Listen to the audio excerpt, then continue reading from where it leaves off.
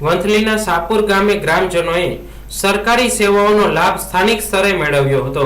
વડાપ્રધાન નરેન્દ્રભાઈ મોદીના સફળ નેતૃત્વના 12 વર્ષ પૂર્ણ થવાના અવસરે વહીવટી તંત્ર દ્વારા સ્થાનિક સ્તરે જન કલ્યાણ શિબિરનું આયોજન કરવામાં આવી રહ્યું છે, જે અંતર્ગત વંથલીના સાપુર ગામે જન કલ્યાણ શિબિર યોજાઈ હતી, જેમાં સાપુર સહિત આસપાસના ગામના નાગરિકોએ સ્થાનિક સ્તરે જુદી જુદી સરકારી સેવાઓનો લાભ મેળવ્યો હતો।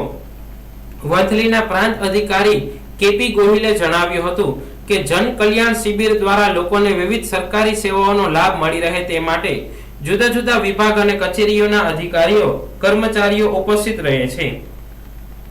અહીં જરૂરી પ્રમાણપત્ર ઉપરાંત કેન્દ્ર અને રાજ્ય સરકારની જન કલ્યાણકારી યોજનાઓનો લાભ પણ લાભાર્થીઓને મળે તે માટે જરૂરી પ્રયાસો કરવામાં આવે છે। જન કલ્યાણ શિબિરના લાભાર્થી અને સાપુર ગામના રહેવાસી મનોજભાઈ ભલાણી જણાવે છે કે જન કલ્યાણ શિબિરના માધ્યમથી લોકોના કામ ખૂબ સરળતા અને સંતોષપૂર્વક થાય છે।